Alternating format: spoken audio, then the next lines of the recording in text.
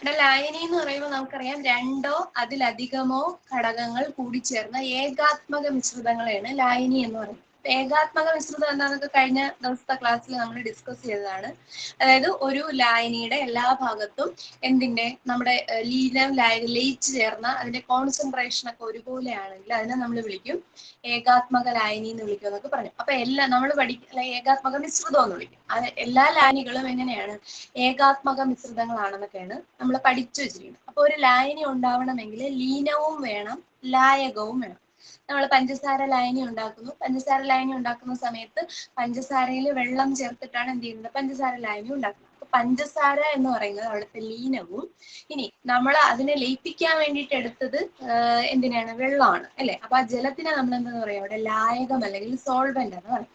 അപ്പൊ പഠിച്ചു വെച്ചിരിക്കേണ്ട കാര്യം, നമ്മൾ പഞ്ചസാര ലായനി ഉണ്ടാക്കുമ്പോൾ പഞ്ചസാര കുറഞ്ഞ അളവിലും വെള്ളം കൂടിയ അളവിലുമാണ് എടുക്കുന്നത്. അപ്പൊ എപ്പോഴും ഓർത്തു വെക്കേണ്ടത് ലീനം കുറഞ്ഞ അളവിൽ ലയിച്ചു ചേരുന്ന സാധനമായിരിക്കും. അല്ലെങ്കിൽ കുറഞ്ഞ ഒരു ലായനി ഉണ്ടാക്കുന്ന സമയത്ത് നമ്മൾ കുറഞ്ഞ അളവിൽ ഏതാണോ എടുക്കുന്നത് അതിനെയാണ് നമ്മൾ എന്തെന്ന് പറയാ, ലീനം എന്ന് പറയാം. ഉപ്പ് ലായനിയാണ് ഉണ്ടാക്കുന്നതെങ്കിൽ ഉപ്പായിരിക്കും കുറച്ചെടുക്കുക. അപ്പൊ അതിനെ ഉപ്പാണ് അവിടുത്തെ ലീനം.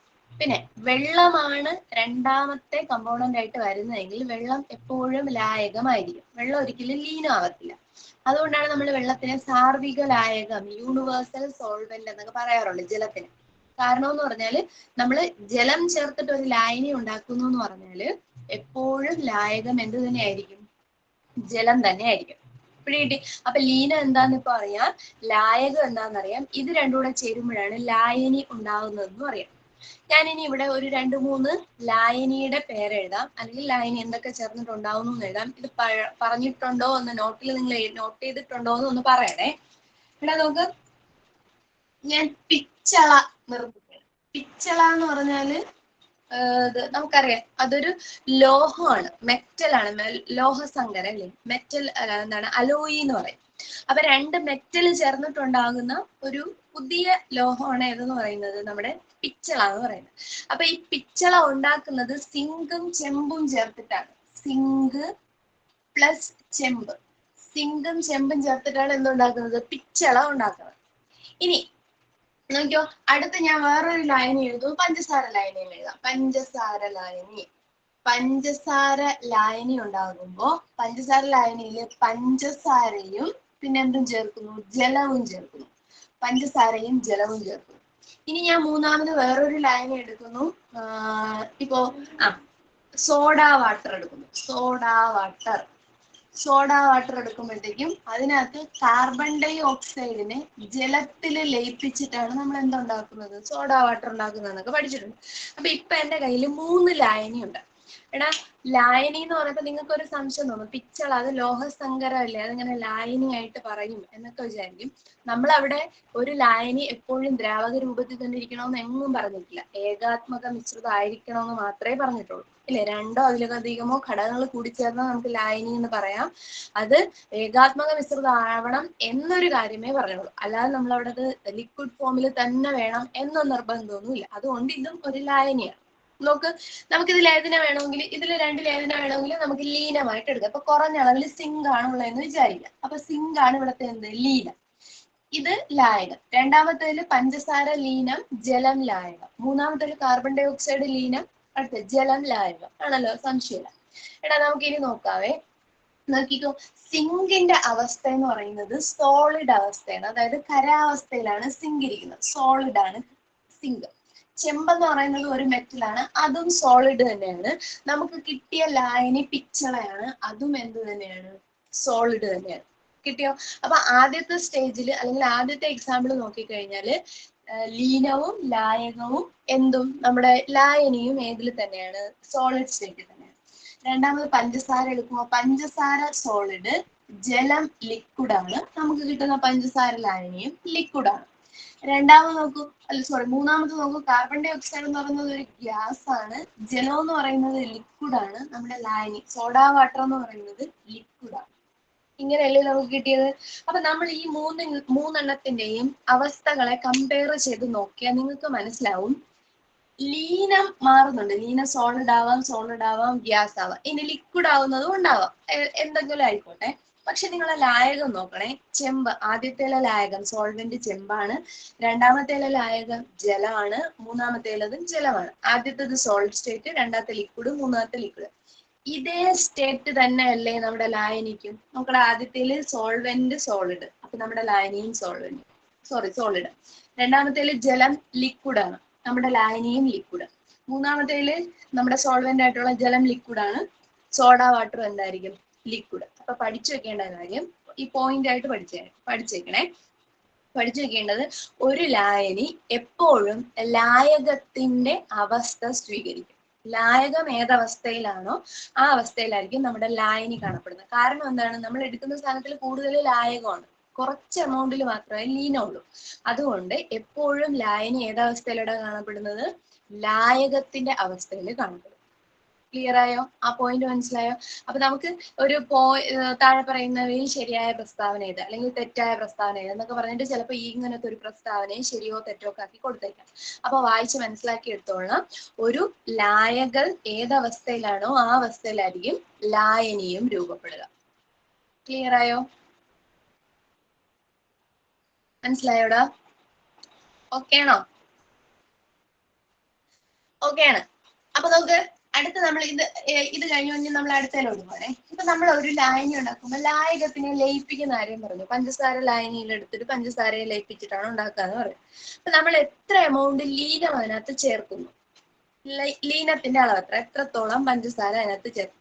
ഈ പഞ്ചസാരയുടെ അളവ് അല്ലെങ്കിൽ ലീനത്തിന്റെ അളവിനെ നമ്മൾ വിളിക്കുന്ന പേരാണ് ഗാഢത അല്ലെങ്കിൽ കോൺസെൻട്രേഷൻ. ഗാഢത അല്ലെങ്കിൽ കോൺസെൻട്രേഷൻ എന്ന് വിളിക്കും. അപ്പൊ ഒരു ലായകത്തിൽ അടങ്ങിയിരിക്കുന്ന ലീനത്തിന്റെ അളവിനെ വിളിക്കുന്ന പേരാണ് എന്ത്? കോൺസെൻട്രേഷൻ അല്ലെങ്കിൽ ഗാഢത എന്ന് പറയുന്നത്. അപ്പൊ ഈ ഗാഢത മാറുന്നതനുസരിച്ച് നമ്മൾ ലായനിയെ പല പല പേരുകളിൽ വിളിക്കും. അപ്പൊ നമ്മൾ ഇനി പഠിക്കാൻ പോകുന്നത് കുറച്ച് ലായനിയുടെ പല പല രൂപങ്ങളാണ്. എന്ന് വെച്ചാൽ ലീനം കുറവായിരിക്കുമ്പോൾ ഒരവസ്ഥ, ലീനം കൂടിയാൽ ഒരവസ്ഥ, ഒരുപാട് കൂടിപ്പോയാൽ മറ്റൊരവസ്ഥ, അങ്ങനെ ഓരോ അവസ്ഥയ്ക്ക് ഓരോ പേര് കൊടുത്തിട്ടുണ്ട്. ആ പേരുകളാണ് നമ്മൾ ഇപ്പൊ നോക്കാൻ പോകുന്നത്. അപ്പൊ ഒന്നാമത്തത്, നമ്മൾ ചേർക്കുന്ന ലീനത്തിന്റെ അളവ് ഭയങ്കര കൂടുതലാണെന്ന് വിചാരിച്ചു, ഒരുപാട് ലീനം നമ്മൾ ചേർത്ത് കൊടുക്കുകയാണെങ്കിൽ അങ്ങനെയുള്ള ലായനിയെ നമ്മൾ വിളിക്കും ഗാഢലായനി. അപ്പൊ ഗാഢലായനി എന്ന് പറഞ്ഞാല്, ഗാഢലായനി അല്ലെങ്കിൽ കോൺസെൻട്രേറ്റഡ് സൊല്യൂഷൻ എന്ന് വിളിക്കാമേ. കോൺസെൻട്രേറ്റഡ് സൊല്യൂഷൻ എന്ന് വിളിക്കാം. അതല്ലെങ്കിൽ ഹൈപ്പർടോണിക് സൊല്യൂഷൻ എന്ന് വിളിക്കാം. Hypertonic solution. അപ്പൊ ഒന്നുകിൽ എങ്ങനെ വിളിക്കാം? കോൺസെൻട്രേറ്റഡ് സൊല്യൂഷൻ എന്ന് വിളിക്കാം, അല്ലെങ്കിൽ ഹൈപ്പർടോണിക്. ഹൈപ്പർ എന്ന് പറഞ്ഞാൽ എപ്പോഴും കൂടി നിൽക്കുക എന്ന അവസ്ഥയാണ്, ഇല്ലേ? ഹൈപ്പർ ടെൻഷൻ എന്നൊക്കെ പറഞ്ഞാൽ അതാണ്. ഹൈപ്പർ കൂടുക എന്നുള്ള വേർഡാണ്. അപ്പൊ ഉയർന്ന രക്തസമ്മർദ്ദം, അതല്ലേ ഹൈപ്പർ ടെൻഷൻ എന്നൊക്കെ നമ്മൾ പറയുന്നത്. അപ്പൊ ഹൈപ്പർ എന്ന് പറയുന്ന വാക്ക് കേട്ട ഓർത്തോണം, കൂടുതൽ എന്നാണ്. ഇവിടെ എന്താണ് കൂടുതൽ? ഗാഢത കൂടുതൽ, ലീനത്തിന്റെ അളവ് കൂടുതൽ. അപ്പൊ ലീനത്തിന്റെ അളവ് കൂടിയിരുന്നാൽ ഇതിനെ നമ്മൾ എന്തെന്ന് വിളിക്കും? ഗാഢലായനി എന്ന് വിളിക്കും. ഗാഢലായനിയിൽ എന്ത് കൂടുതലാണ്? ലീനത്തിന്റെ അളവ് കൂടുതൽ. ഇനി രണ്ടാമത്തത്, ലീനത്തിന്റെ അളവ് വളരെ കുറവാണെന്ന് വിചാരിച്ചു. ലീനം വളരെ കുറച്ച് അളവിലേ ഉള്ളൂ എങ്കിൽ അതിനെ നമ്മൾ വിളിക്കും നേർത്ത ലായനി. നേർത്ത ലായനി നമുക്ക് ഡയല്യൂട്ടഡ് സൊല്യൂഷൻ എന്ന് വിളിക്കാം. അതല്ലെങ്കിൽ ഹൈപ്പോടോണിക് സൊല്യൂഷൻ എന്ന് വിളിക്കാം. Hypotonic solution. അപ്പോ രണ്ട് ലായനി പഠിച്ചു, ഒന്ന് ഗാഢലായനിയും രണ്ടാമത്തത് നേർത്ത ലായനിയും. ഗാഢലായനി എന്ന് പറഞ്ഞാൽ ഒരു ഒരു ലായനിക്കുള്ളിൽ എന്താണ്, ലീനത്തിന്റെ അളവ് വളരെ കുറവാണെങ്കിൽ, കൂടുതലാണെങ്കിൽ അത് ഗാഢലായനി. അതിനെ നമ്മൾ ഹൈപ്പർടോണിക് സൊല്യൂഷൻ എന്നും വിളിക്കും. ഇനി അളവ് വളരെ കുറവാണെങ്കിൽ അതിനെ നേർത്ത ലായനി എന്ന് വിളിക്കും, അല്ലെങ്കിൽ ഡയല്യൂട്ടഡ് സൊല്യൂഷൻ എന്നോ അല്ലെങ്കിൽ ഹൈപ്പോടോണിക് സൊല്യൂഷൻ എന്നോ വിളിക്കാം. ഇനി നമ്മൾ എടുക്കുന്ന ലായനിക്കകത്ത് ലീനവും ലായകവും തുല്യമാവുകയാണെന്ന് വിചാരിക്കാം. രണ്ടിന്റെ എമൗണ്ട് തുല്യമാണെങ്കിൽ അങ്ങനെയുള്ള ലായനിയെ നമ്മൾ വിളിക്കുന്ന പേരാണ് ഐസോടോണിക് സൊല്യൂഷൻ. മൂന്നാമത്തെ പേരാണ് എന്താ? Isotonic solution. ഐസോടോണിക് സൊല്യൂഷന്റെ പ്രത്യേകത എന്താണ്? ലീനവും ലായകവും തുല്യ അളവിലായിരിക്കും. ലീനത്തിന്റെയും ലായകത്തിന്റെ അളവ് തുല്യമാണെങ്കിൽ അതിനെ വിളിക്കുന്ന പേരാണ് എന്ത്? Isotonic solution. അപ്പൊ 3 ടോൺ വെച്ചിട്ടുള്ള 3 കാര്യങ്ങൾ കഴിയും. ഇനി അടുത്ത് നമ്മൾ പഠിക്കാൻ പോകുന്നത് നമ്മളൊരു ലായനിയിലോട്ട് അല്ലെങ്കിൽ നമ്മളൊരു ലായനി ഉണ്ടാക്കാൻ വേണ്ടി ലീന എങ്ങനെ ചേർക്കാണ്. നമുക്കിപ്പോൾ ഉപ്പ് ലായനി ഉണ്ടാക്കുന്ന കാര്യം ഓർക്കാൻ പറ്റും. ഉപ്പ് ലായനി ഉണ്ടാക്കാൻ വേണ്ടി നമ്മൾ വെള്ളത്തിലേക്ക് എന്ത് ചെയ്യുന്നു, ഉപ്പ് ആഡ് ചെയ്ത് കൊടുക്കുന്നു. അപ്പൊ നമ്മൾ ആദ്യം 1 സ്പൂൺ ഉപ്പിട്ട് നന്നായിട്ട് കലക്കി അത് ഫുള്ളായിട്ട് ഡിസോൾവ് ആയി. വീണ്ടും എനിക്ക് 1 സ്പൂൺ ഉപ്പ് കൂടെ ഇട്ടിട്ട് എന്ത് ചെയ്യാം, നന്നായിട്ട് അതിനെ ഡിസോൾവ് ചെയ്യാം. അപ്പൊ വീണ്ടും ചിലപ്പോൾ 1 സ്പൂണും കൂടെ ഇടാൻ പറ്റും ഇല്ലേ. അപ്പൊ ഇങ്ങനെ ഇനിയും നമുക്ക് എന്ത് ചെയ്യാം, വീണ്ടും വീണ്ടും ലായനിയിലേക്ക് ലീനത്തിനെ ചേർത്ത് കൊടുത്താൽ ഡിസോൾവ് ആകുന്നുണ്ടെങ്കിൽ അവയെ നമ്മൾ വിളിക്കും അപൂരിത ലായനി. എങ്ങനെ വിളിക്കൂടാ? അപൂരിത ലായനി എന്ന് പറഞ്ഞാല് നമുക്ക് വീണ്ടും വീണ്ടും ലീനത്തിനെ അതിനകത്ത് ലയിപ്പിക്കാൻ കഴിയുമെങ്കിൽ, ഞാൻ 1 സ്പൂൺ ചേർത്തു, വീണ്ടും 1 സ്പൂൺ കൂടെ ചേർത്തു, വീണ്ടും 1 സ്പൂണും കൂടെ ചേർത്തു, ഇനിയും എനിക്ക് 1 സ്പൂൺ കൂടെ ചേർത്താലും അത് ഡിസോൾവ് ആകും എന്നുണ്ടെങ്കിൽ ആ ലായനി വിളിക്കുന്നതാണ് എന്ത്, പൂരിത ലായനി. അപ്പൊ ലീനത്തെ വീണ്ടും ചേർത്ത് കൊടുക്കാമെങ്കിൽ അങ്ങനെയുള്ള ലായനി നമ്മൾ വിളിക്കും പൂരിതമല്ലട അപൂരിത, അപൂരിത ലായനി. അപൂരിത ലായനി അല്ലെങ്കിൽ അൺസാച്ചുറേറ്റഡ് സൊല്യൂഷൻ എന്ന് വിളിക്കുക. അൺസാച്ചുറേറ്റഡ് സൊല്യൂഷൻ അല്ലെങ്കിൽ അപൂരിത ലായനി. അപൂരിതം എന്ന് കണ്ട ഓർത്തോണം, ഇനിയും അതിനകത്തേക്ക് എന്ത് ചേർക്കാം, ലീനം ചേർക്കാൻ കഴിയും. ഇനി നമ്മൾ ലീനത്തിനെ ചേർത്ത് കുറേ ഉപ്പ് ആഡ് ചെയ്ത് കഴിയുമ്പോൾ പിന്നെ ആ വെള്ളത്തിൽ ലയിക്കാതെ വരും. കുറച്ച് ഉപ്പ് അടിയിൽ തന്നെ എന്ത് ചെയ്യും, അടിഞ്ഞുകൂടി കിടക്കും. നമ്മൾ ചിലപ്പോൾ നമ്മുടെ വീട്ടിലൊക്കെ ഈ സോൾട്ട് സൊല്യൂഷൻ ഉണ്ടാക്കി വെച്ചിരിക്കുന്ന കുഞ്ഞു ഭരണിയൊക്കെ ഇല്ലേ, പാത്രം എടുത്ത് നോക്കിക്കഴിഞ്ഞാൽ മനസ്സിലാവും അടിയിലായിട്ട് കുറച്ച് ഉപ്പ് എന്ത് ചെയ്യുക, അലിയാതെ കിടക്കുന്നതായിട്ട് കാണാം. അപ്പൊ അതില് മാക്സിമം എമൗണ്ട് ഉപ്പ് ലയിച്ച് ചേർന്നു, ഇനി ചിലപ്പോൾ ലായകം കുറച്ച് വെള്ളം ഒഴിച്ചു കൊടുത്താൽ അലിയും. അല്ലാതെ ഇപ്പോഴത്തെ കണ്ടീഷനിൽ എന്ത് ചെയ്യത്തില്ല, ആ ഉപ്പ് അലിയത്തില്ല. അതായത് പരമാവധി ലീനം അതിനകത്ത് എന്ത് ചെയ്തിട്ടുണ്ട്, ഉപ്പ് ലയിച്ച് ചേർന്നിട്ടുണ്ട്. ഇനി അതിനകത്തേക്ക് ഉപ്പ് ചേർത്തിട്ട് ലയിക്കുന്ന കണ്ടീഷൻ അല്ല എങ്കിൽ അതിനെ നമ്മൾ വിളിക്കുന്ന പേരാണ് പൂരിത ലായനി. പൂരിത ലായനി അല്ലെങ്കിൽ എന്തെന്ന് വിളിക്കും, സാച്ചുറേറ്റഡ് സൊല്യൂഷൻ. അതായത് ലീനം കംപ്ലീറ്റ് ആയെങ്കിൽ, ലീനം എന്താണ്, കംപ്ലീറ്റ് ലയിച്ച് ചേർന്നെങ്കിൽ പൂരിത ലായനി. ഇനിയും അതിനകത്ത് ലയിക്കാൻ പറ്റുമെങ്കിൽ അപൂരിത ലായനി. പിടികിട്ടി? അപ്പൊ ഇപ്പൊ രണ്ടാമത്തേതിൽ പൂരിത ലായനി ആയിട്ടിരിക്കുകയാണ്, സാച്ചുറേറ്റഡ് കണ്ടീഷനിൽ ഇരിക്കുകയാണ്. അപ്പൊ ഇനി നമ്മൾ ഉപ്പ് ചേർത്താലും എന്ത് ചെയ്യത്തില്ല, ലയിക്കില്ല. പക്ഷേ നമ്മൾ ഈ ഉപ്പ് ചേർത്താൽ ലയിക്കാത്ത സൊല്യൂഷൻ എടുത്തൊന്ന് ചൂടാക്കുകയാണെന്ന് വിചാരിച്ചോ. ചൂടാക്കി കഴിയുമ്പോൾ ഇതിനകത്ത് അലിയാതെ കിടക്കുന്ന ഉപ്പും കൂടെ ലയിച്ചങ്ങ് ചേരും. അപ്പൊ നോർമൽ കണ്ടീഷനിൽ എന്ത് ചെയ്യത്തില്ല, ഇനി ഉപ്പ് ലയിച്ച് ചേരത്തില്ല, പൂരിത ലായനിയായിട്ട് ഇരിക്കുന്നു. പക്ഷെ നമ്മളൊന്ന് ചൂടാക്കി കൊടുത്തപ്പോൾ വീണ്ടും കുറച്ചും കൂടെ ലീനത്തിനെ അതിനകത്ത് എന്ത് ചെയ്യാൻ പറ്റി, ലയിപ്പിക്കാൻ പറ്റി. അപ്പൊ നേരത്തെ പരമാവധി ലീനം ലയിച്ചിരിക്കുകയായിരുന്നു, നമ്മൾ അതിലേക്ക് എന്ത് ചെയ്തു, കുറച്ചും കൂടെ ലീനത്തിനെ ലയിപ്പിച്ചു. അപ്പോ പൂരിതത്തെക്കാൾ കുറച്ചുകൂടെ മുകളിൽ വന്നില്ലേ, അതിനെ നമ്മൾ വിളിക്കും അതിപൂരിത ലായനി. ആറാമത്തെ എന്താണ്, അതിപൂരിത ലായനി അല്ലെങ്കിൽ സൂപ്പർ സാച്ചുറേറ്റഡ് സൊല്യൂഷൻ. അപ്പോ ഒരു ലായനിയിൽ ഇനിയും ലീനത്തിനെ ലയിപ്പിക്കാമെങ്കിൽ അത് അപൂരിത ലായനി. പരമാവധി ലീനം ലയിച്ചു ചേർന്നിട്ടുണ്ടെങ്കിൽ പൂരിത ലായനി. പൂരിത ലായനിയിൽ തന്നെ വീണ്ടും ലീനത്തിനെ ലയിപ്പിച്ച് ചേർക്കാമെങ്കിൽ അതിനെ നമ്മൾ വിളിക്കും അതിപൂരിത ലായനി അല്ലെങ്കിൽ സൂപ്പർ സാച്ചുറേറ്റഡ് സൊല്യൂഷൻ. ക്ലിയർ ആയോ? ഈ ഭാഗത്ത് നിന്ന് കഴിഞ്ഞ മെയിൻസ് എക്സാമിനൊക്കെ കുറച്ച് 1 വർഷം മുന്നേ ഇടയ്ക്കൊക്കെ നടന്ന മെയിൻസ് എക്സാമിനൊക്കെ സ്റ്റേറ്റ്മെന്റ് ആയിട്ട് ക്വസ്റ്റ്യൻസ് ചോദിച്ചിട്ടുണ്ട്. അതുകൊണ്ട് ഈ ഭാഗം നല്ലതായിട്ട് പഠിക്കണേ. അതുകൊണ്ടാണ് ഞാൻ ഇത്രയും കുറച്ച് തവണ പറഞ്ഞത് കേട്ടോ. മനസ്സിലായില്ലെങ്കിൽ ചോദിക്കണം. അപ്പൊ ഒന്നുകൂടെ ഈ ലായനികളുടെ പേര് മാത്രം. ഗാഢ ലായനി എന്ന് പറഞ്ഞാല് ലീനത്തിന്റെ അളവ് കൂടുതലായിട്ടുള്ള ലായനി ഗാഢ ലായനി അല്ലെങ്കിൽ കോൺസെൻട്രേറ്റഡ് സൊല്യൂഷൻ അല്ലെങ്കിൽ ഹൈപ്പർടോണിക് സൊല്യൂഷൻ. ഇനി ലീനത്തിന്റെ അളവ് കുറവാണെങ്കിൽ നേർത്ത ലായനി അല്ലെങ്കിൽ ഡൈല്യൂട്ടഡ് ലായനി അല്ലെങ്കിൽ ഹൈപ്പോടോണിക് സൊല്യൂഷൻ. എപ്പോഴെങ്കിലും ലീനവും ലായകവും തുല്യ അളവിൽ എടുക്കുകയാണെങ്കിൽ അതിനെ നമ്മൾ വിളിക്കും ഐസോടോണിക് സൊല്യൂഷൻ. അത് കഴിഞ്ഞിട്ട് നമ്മൾ പറഞ്ഞു പരമാവധി ലീനം ലയിച്ച് ചേർന്നിട്ടുണ്ടെങ്കിൽ പൂരിത ലായനി, ഇനിയും ലീനത്തിനെ ലയിപ്പിക്കാമെങ്കിൽ അപൂരിത ലായനി. ഇനി പരമാവധി ലീനം ലയിച്ച് ചേർന്ന ശേഷം വീണ്ടും ലീനത്തിനെ ലയിപ്പിക്കും, അങ്ങനെയുള്ള ലായനിയെ നമ്മൾ വിളിക്കും അതിപൂരിത ലായനി അല്ലെങ്കിൽ സൂപ്പർ സാച്ചുറേറ്റഡ് സൊല്യൂഷൻ. ഈ 6 ടൈപ്പ് സൊല്യൂഷൻ മനസ്സിലായോ? ഒന്നുകൂടെ ആർക്കെങ്കിലും പറയണോ അല്ലെങ്കിൽ എന്തെങ്കിലും ഡൗട്ട് ഉണ്ടോ? അതോ ക്ലിയർ ആണോ? എന്താണ്? ഓക്കെ ആണ്. അപ്പൊ നമ്മൾ ഇനി അടുത്തതിലോട്ട് പോകുന്നേ. ഇനി നമ്മൾ പഠിക്കാൻ പോകുന്ന ഒരു പുതിയ ടേമാണ് ലേയത്വം. ലേയത്വം അല്ലെങ്കിൽ സോല്യൂബിലിറ്റി.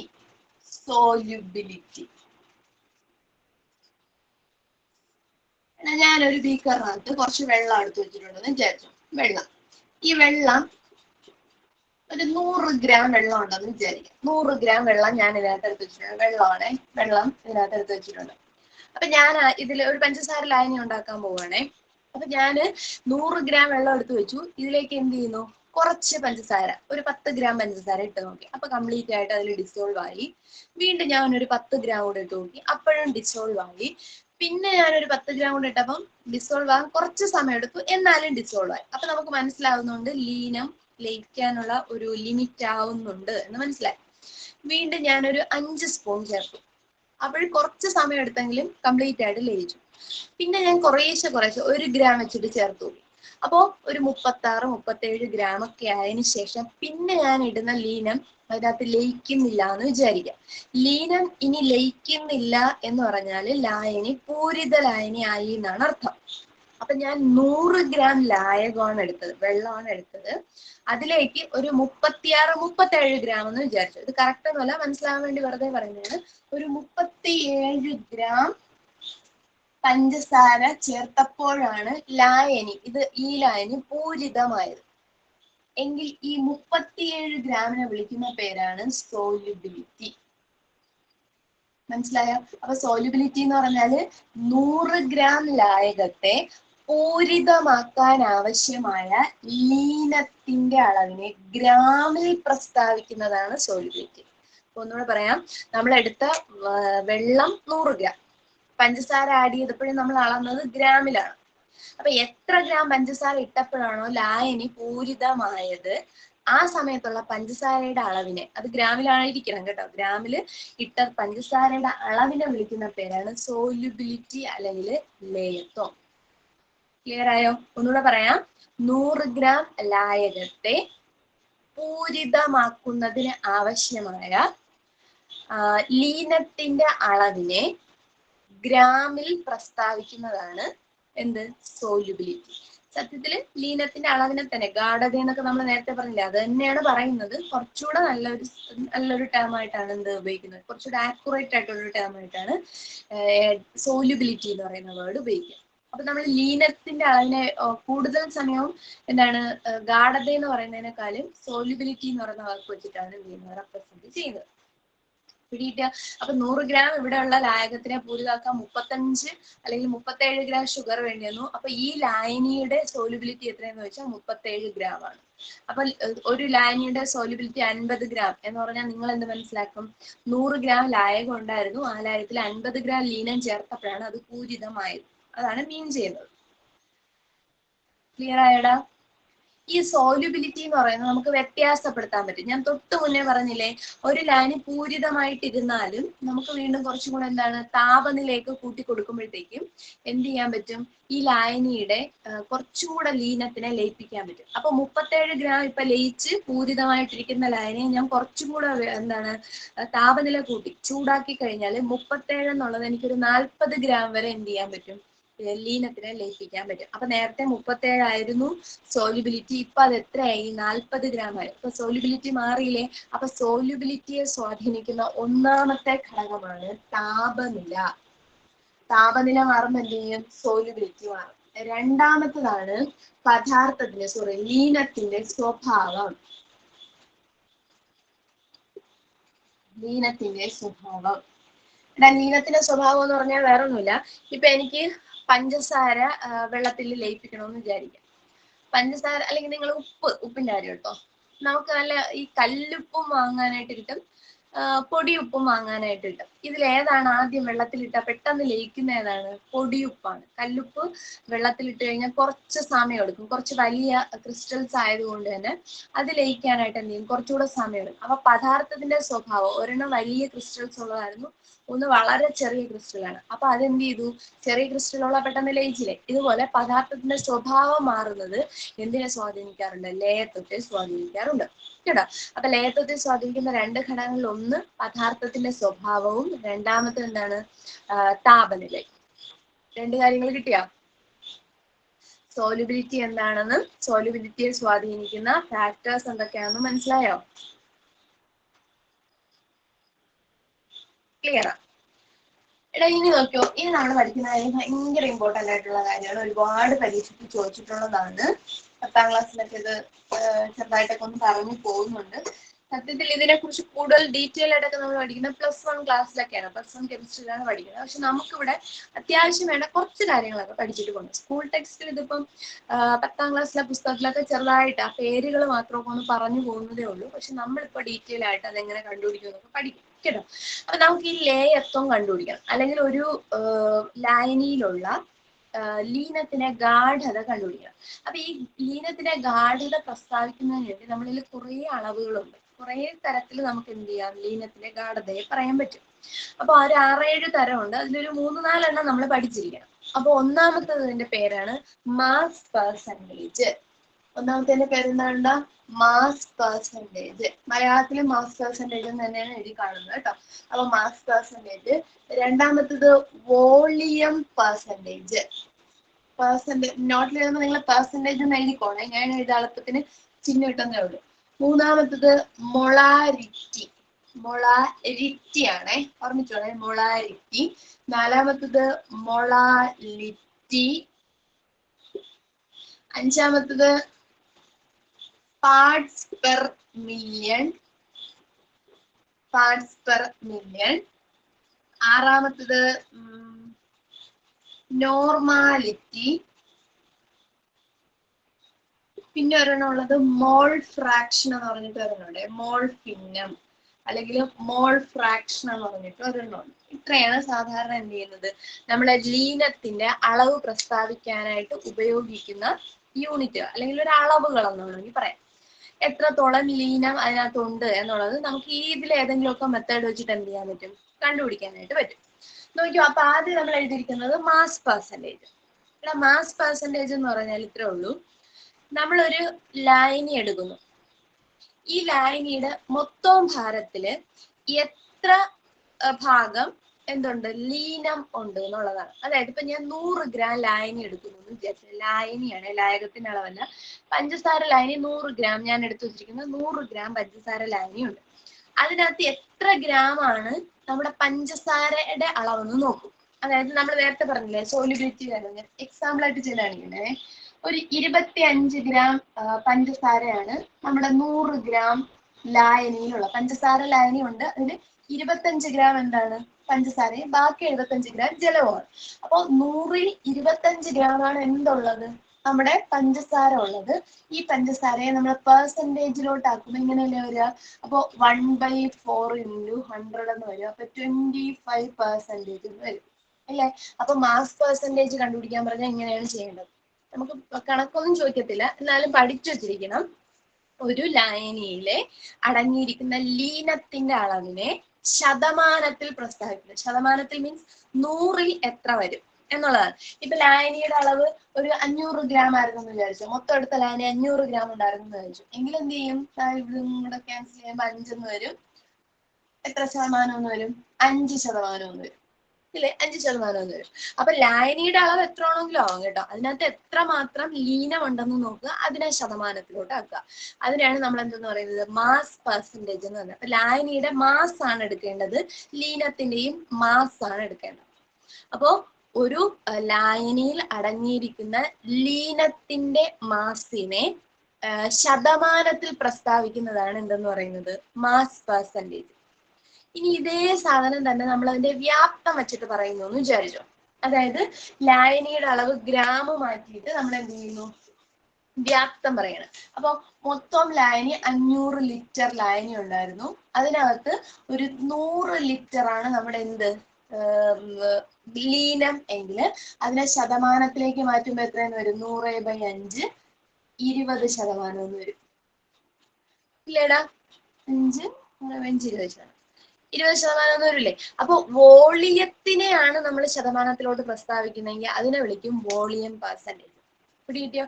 ഒരു ലായനിയിൽ അടങ്ങിയിരിക്കുന്ന ലീനത്തിന്റെ വ്യാപ്തത്തിനെ ശതമാനത്തിൽ പ്രസ്താവിച്ചാൽ അതിന്റെ പേരെന്താവും, വോളിയം പെർസെന്റേജ് എന്നാവും.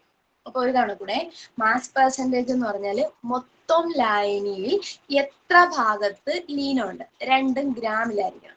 ഗ്രാമിലായിരിക്കുന്ന അളവിനെ പെർസെൻറ്റേജിലോട്ട് മാറ്റിയാൽ കിട്ടുന്നതാണ് എന്തോന്ന്, മാസ് പെർസെൻറ്റേജ്. ഇനി ഇതേ സാധനത്തിനെ നമ്മൾ അതിന്റെ വ്യാപ്തം വെച്ചിട്ട് പറയുന്നു. അതായത് ഒരു ലായനിയിൽ അടങ്ങിയിരിക്കുന്ന ലീനത്തിന്റെ വ്യാപ്തത്തിനെ ശതമാനത്തിൽ പറഞ്ഞാൽ അതിനെ വിളിക്കുന്ന പേരാണ് എന്ത്, വോളിയം പെർസെൻറ്റേജ്. പിടികിട്ടിയോ? ഇത് ക്ലിയർ ആണോ? ക്ലിയർ ആണോടാ? ക്ലിയർ ആണ്.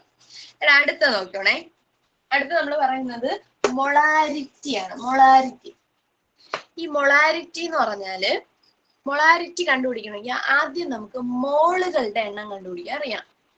ഭയങ്കര ഡീറ്റെയിൽ ആയിട്ടൊന്നും വേണ്ട, എന്നാലും നമ്മൾ കാര്യം അറിഞ്ഞിരിക്കാൻ വേണ്ടി പറയണേ. നമ്മൾ മോളുകളുടെ എണ്ണം കണ്ടുപിടിക്കണം. ഇപ്പൊ നിങ്ങളോട് പറയണ ഒരു 400 ഗ്രാം അല്ലെങ്കിൽ 440 ഗ്രാം കാർബൺ ഡൈ ഓക്സൈഡിൽ അടങ്ങിയിരിക്കുന്ന മോളുകളുടെ എണ്ണം എത്രയാണെന്ന് ചോദിക്കുന്നു. 440 ഗ്രാം എന്നാണ് ഞാൻ പറഞ്ഞത്. അപ്പൊ എനിക്കിപ്പോ തന്നിട്ടുള്ള മാസ് എന്ന് പറയുന്നത് 440 ഗ്രാം ആണ്. കാർബൺ ഡൈ ഓക്സൈഡ് എന്ന് പറഞ്ഞിട്ടുണ്ട്. എങ്കിൽ മോളുകളുടെ എണ്ണം എത്രയെന്നാണ് ചോദിക്കുന്നത്. അപ്പൊ നിങ്ങളടുത്ത് മോളുകളുടെ എണ്ണം കണ്ടുപിടിക്കാൻ പറഞ്ഞാൽ നിങ്ങൾ ആദ്യം ചെയ്യേണ്ടത് തന്നിരിക്കുന്നത് എന്താണെന്ന് നോക്കുക. Carbon dioxide. കാർബൺ ഡൈ ഓക്സൈഡിന്റെ മോളിക്കുലാർ മാസ് കണ്ടുപിടിക്കണം. അതായത് കാർബൺ ഡൈ ഓക്സൈഡിനകത്ത് കാർബൺ ഉണ്ട്, ഓക്സിജൻ ഉണ്ട്. ഓരോന്നിന്റെയും അറ്റോമിക മാസ് കൊടുത്തിട്ട് ടോട്ടൽ CO2 മോളിക്യൂളിന് എത്ര മാസ് ഉണ്ട്, അതാണ് മോളിക്കുലാർ മാസ്. അപ്പൊ നോക്കിയോ, കാർബണിന്റെ അറ്റോമിക് മാസ് എന്ന് പറയുന്നത് 12 ആണ്. ഒരു കാർബണേ ഉള്ളൂ, അതുകൊണ്ട് ഞാൻ 12 എഴുതി, പ്ലസ് ഇട്ടു. ഇവിടെ 2 ഓക്സിജൻ ഉണ്ട്, അപ്പൊ 2 ഇൻറ്റു ഒരു ഓക്സിജന്റെ അറ്റോമിക് മാസ് എന്ന് പറയുന്നത് 16 ആണ്. അപ്പൊ എങ്ങനെ വരും, 12 പ്ലസ് 2 ഇൻറ്റു 16 32. അപ്പൊ ടോട്ടൽ 44 ഗ്രാം എന്ന് വരും. അപ്പൊ കാർബൺ ഡൈ ഓക്സൈഡിന്റെ മോളിക്കുലാർ മാസ് 44 ആണ്. ഇത് വെച്ച് നമുക്ക് ഏതിന്റെ ആണെങ്കിലും കണ്ടുപിടിക്കാം കേട്ടോ. ഇപ്പൊ നിങ്ങൾ ജലത്തിന്റെ കണ്ടുപിടിച്ചാൽ 18 എന്ന് വരും, ഗ്ലൂക്കോസിനെ കണ്ടുപിടിച്ചാൽ 180 എന്ന് വരും, സൾഫ്യൂരിക് ആസിഡ് കണ്ടുപിടിച്ചാൽ 98 എന്ന് വരും, നൈട്രജൻ കണ്ടുപിടിച്ചാൽ 17 എന്ന് വരും, NH3 18 എന്ന് വരും. അങ്ങനെ 17 വരും കേട്ടോ. അപ്പൊ അങ്ങനെ നമുക്ക് ഏത് മൂലകത്തിന് ഏത് സംയുക്തത്തിന്റെ ആണെങ്കിലും എന്ത് കണ്ടുപിടിക്കാം, മോളിക്കുലാർ മാസ് കണ്ടുപിടിക്കാം. ഈ മോളിക്കുലാർ മാസ് കിട്ടിക്കഴിഞ്ഞാൽ നമ്മൾ ചെയ്യേണ്ടത് തന്നിരിക്കുന്ന മാസിനെ, നമുക്ക് 440 ഗ്രാം കാർബൺ ഡൈ ഓക്സൈഡ് എന്ന് പറഞ്ഞിട്ടുണ്ട്. ഈ തന്നിരിക്കുന്ന മാസിനെ നമ്മുടെ കയ്യിലുള്ള മോളിക്കുലാർ മാസ് കൊണ്ടങ്ങ് ഡിവൈഡ് ചെയ്യണം. 440/44. അപ്പൊ എനിക്ക് കിട്ടും 10 എന്ന് കിട്ടും. ഇതാണ് 10 മോളുകൾ. അപ്പൊ 440 ഗ്രാം കാർബൺ ഡൈ ഓക്സൈഡിനകത്ത് എത്ര മോളുകൾ ഉണ്ടെന്ന് ചോദിച്ചാൽ അത് എത്രയാണ്, 10 മോളുകളുണ്ട്. പിടികിട്ടിയോ? അപ്പൊ ഏതിന്റെ വേണമെങ്കിലും എന്ത് ചെയ്യാം, നമുക്ക് ഇതുപോലെ മോളിക്കുലാർ മാസ് കണ്ടുപിടിക്കാം. അതിനുവേണ്ടി അറിഞ്ഞിരിക്കേണ്ട 1-2 കാര്യങ്ങൾ ഞാൻ ഇവിടെ എഴുതാം. സൈഡിൽ, ബുക്കിന്റെ സൈഡിൽ എവിടെയെങ്കിലും നോട്ട് ചെയ്താൽ, ഹൈഡ്രജന്റെ മോളിക്കുലാർ മാസ് 1 ആണ്, ഹീലിയത്തിന്റെ മോളിക്കുലാർ മാസ് 4, അടുത്തത് കാർബണിൻ്റെത് 12, നൈട്രജൻ്റെത് 14, 15 അല്ലടാ 14, സോറി 14, ഓക്സിജൻ്റെത് 16, പിന്നെ സോഡിയത്തിൻ്റെത് 23, അടുത്ത് സോഡിയം കഴിഞ്ഞിട്ട് ക്ലോറിൻ്റെതാണെങ്കിൽ 35.5, പൊട്ടാസ്യത്തിനാണെങ്കിൽ 39, കാൽഷ്യത്തിന്റെ ആണെങ്കിൽ 40. ഇത്രയാണെങ്കിലും പഠിച്ചേക്കുക കേട്ടോ. ഇത്രയാണ് ഇതിൽ വെച്ച്. ഇതിന് നമുക്ക് ഏതാണ് എഴുതാം, എന്താ H2O വേണമെങ്കിൽ എഴുതാം, NaCl എഴുതാം, KCl ഉണ്ടെങ്കിൽ എഴുതാം, കാർബൺ ഡൈ ഓക്സൈഡ് എഴുതാം, NH3 എഴുതാം. അങ്ങനെ കുറെ എണ്ണം ഇതിൽ നിന്ന് തന്നെ എഴുതാം. ഇത് പഠിച്ചു വെച്ചേക്കണം.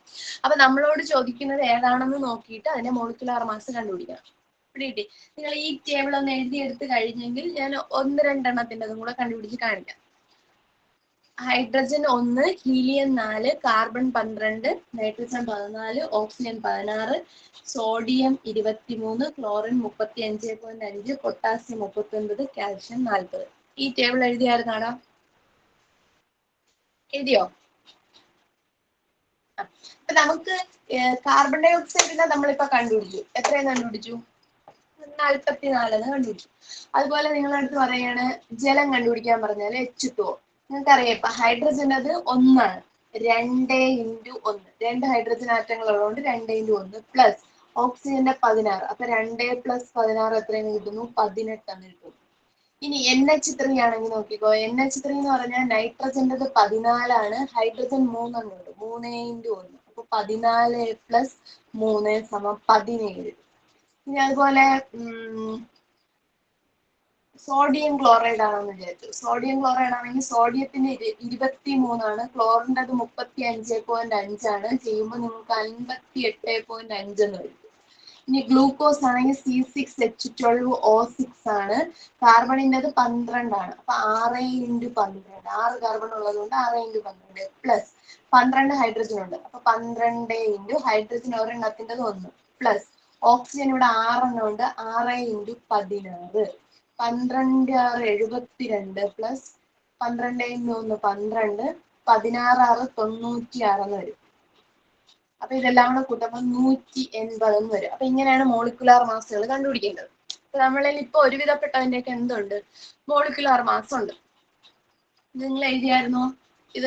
ഇത് നോട്ട് ചെയ്തായിരുന്നോ?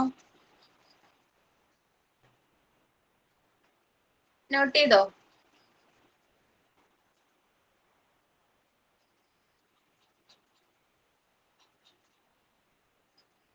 എടാ സ്വന്തമായിട്ട് ചെയ്ത് നോക്കിയാലും മതി. നമുക്ക് ചെയ്യാൻ പറ്റും. വേണമെങ്കിൽ നിങ്ങൾ ഈ ആൻസർ മാത്രം ഒന്ന് എഴുതി വെച്ചിട്ട് കിട്ടുമോ എന്ന് നോക്കിയാൽ മതി. പിന്നീട് നോക്കിയാലും മതി. ഞാൻ മോളിക്കുലാർ മാസ് അവിടെ വന്നതുകൊണ്ട് അതങ്ങ് പറഞ്ഞതേ ഉള്ളൂ. പരീക്ഷയ്ക്ക് സാധാരണ ചോദിക്കുന്ന ചോദ്യമാണ്. ജലത്തിന്റെ മോളിക്കുലാർ മാസ് എത്ര, ഗ്ലൂക്കോസിന് എത്ര എന്നൊക്കെ പറഞ്ഞിട്ട് ചെയ്ത് നോക്കാറിയെങ്കിൽ അപ്പൊ നമുക്ക് ചെയ്ത് നോക്കാം. കുറച്ചെണ്ണമൊക്കെ നമുക്ക് ഇതുപോലെ ബൈഹാർട്ട് ചെയ്ത് വെക്കാം. പറ്റുകയാണെങ്കിൽ എങ്ങനെയാണെന്ന് വെച്ചാൽ നിങ്ങളുടെ സൗകര്യം എങ്ങനെയാണെങ്കിലും ചെയ്യാം കേട്ടോ. അപ്പൊ നമുക്കിപ്പോ മോളുകളുടെ എണ്ണം കണ്ടുപിടിക്കാൻ അറിയാം ഇല്ലേ? തന്നിരിക്കുന്ന മാസ് എത്രയാണ്? ഇപ്പൊ 1000 ഗ്രാം എന്ന് തന്നിരുന്ന 1000 ഗ്രാമിനെ ഏത് സാധനമാണ്, കാർബൺ ഡൈ ഓക്സൈഡ് ആണെങ്കിൽ അത്, ജലമാണെങ്കിൽ അത്, ഏതാണോ തന്നിരിക്കുന്ന സാധനം അതിന്റെ മോളിക്കുലാർ മാസ് കൊണ്ട് ഡിവൈഡ് ചെയ്യുമ്പോൾ നമുക്ക് മോളുകളുടെ എണ്ണം കിട്ടും. ഇനി നമുക്ക് മൊളാരിറ്റിയിലോട്ട് വരാം. മൊളാരിറ്റിയും മൊളാലിറ്റിയും തമ്മിൽ നമുക്ക് തിരിഞ്ഞു പോകാനുള്ള സാധ്യതയുണ്ട്. അപ്പൊ നിങ്ങൾ പഠിച്ചു വെക്കണേ, മൊളാരിറ്റി വന്നാൽ എപ്പോഴും നിങ്ങൾ ലിറ്റർ കണക്കാണ് ഉപയോഗിക്കേണ്ടത്. ലിറ്റർ. മൊളാരിറ്റി വരുമ്പോൾ RI വന്നാൽ ലിറ്റർ കേട്ടോ. മൊളാരിറ്റി വന്നാൽ എപ്പോഴും എന്താണ്? ലിറ്റർ കണക്കെടുക്കണം. അതായത് നമ്മുടെ ലായനി 1 ലിറ്റർ എടുക്കുന്നു എന്ന് വിചാരിക്കുക. അതായത് 1000 മില്ലി ലിറ്റർ. മനസ്സിലായ? 1000 മില്ലി ലിറ്റർ ആണ് 1 ലിറ്റർ എന്ന് പറയാം. നമ്മൾ ലായനി 1 ലിറ്റർ എടുക്കുന്നു. അതായത് 1 ലിറ്റർ ഉപ്പ് ലായനി എടുക്കുന്നു. അതിനകത്ത് എത്ര മോൾ ഉണ്ട്, അതായത് സോഡിയം ക്ലോറൈഡിന് എത്ര മോളുകൾ ഉണ്ട്, അതിനെ കാണിക്കുന്ന നമ്പർ ആണെന്ത്? മൊളാരിറ്റി എന്ന് പറയുന്നത്. പിടികിട്ടിയോ? മൊളാരിറ്റി എന്ന് പറഞ്ഞാൽ എത്ര ഉള്ളൂ? ഒന്നുകൂടെ പറഞ്ഞുതരാം. ഒരു ലായനി ലിറ്ററിലാണ് എടുക്കുന്നത്. 1000 മില്ലി ലിറ്റർ എന്നോ 1 ലിറ്റർ എന്നോ നിങ്ങൾ കണക്കാക്കുക. 1 ലിറ്ററിനകത്ത് നമ്മൾ ചേർക്കുന്ന ലീനത്തിന്റെ എത്ര മോളുകൾ ഉണ്ട് എന്ന് പറയുന്നതാണ് ഏത്? നമ്മുടെ മൊളാരിറ്റി എന്ന് പറയുന്നത്. ഞാൻ നിങ്ങൾക്ക് വേണമെങ്കിൽ നിങ്ങൾ ആ ഡെഫിനിഷൻ വേണമെങ്കിൽ എഴുതിക്കോടാ. 1 ലിറ്റർ ലായനിയിൽ അടങ്ങിയിരിക്കുന്ന 1 ലിറ്റർ ലായനിയിൽ അടങ്ങിയിരിക്കുന്ന ലീനത്തിലെ മോളുകളുടെ എണ്ണം എത്ര? മോളുകളുടെ എണ്ണം എത്ര?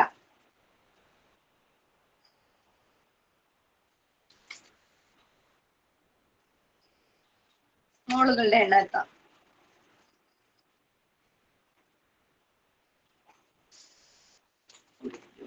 എടാ ഒരു സെക്കൻഡ്, സോറി.